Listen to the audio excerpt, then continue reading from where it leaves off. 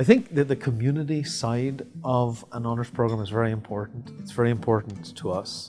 One of the things that is very, I think, significant is the friends you have, the people you have conversations with after class. I mean, the distinguishing characteristic, I think, of a really good university is, and this may seem like an odd thing to say for a professor, but the really good universities are the places where the professors are the second most important teachers.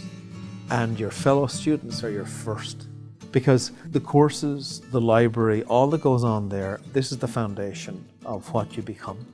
But I think it's the conversations in the dormitory afterwards, it's the conversations in the cafeteria, it's the conversations on benches on campus that are really, really valuable. We have an honours dormitory and honours residence hall. We very much encourage the honours students to live there. Because if you think about, let's say, somebody who's majoring in chemistry and is in the honours program, and on the hall along close to them is another chemistry major who's also in the honours program.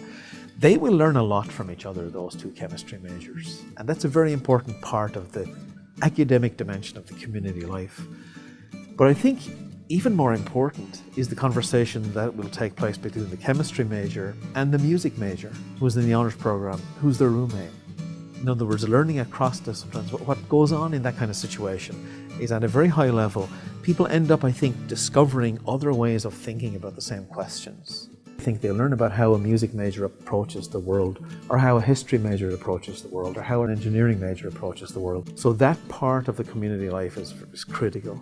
Ideally, what I'd like to see happen is when people come into this school and join the honours program, regardless of their major, they'll end up with at least 3 circles of friends.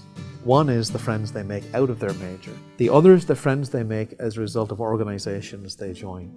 But the third one, and to me this is actually the most important one, is the friends they make out of simply being part of the honours program, living with other honours students and so on. I think very often those are the most valuable relationships, socially but also academically. And all of this is centred on the academic part of the college experience.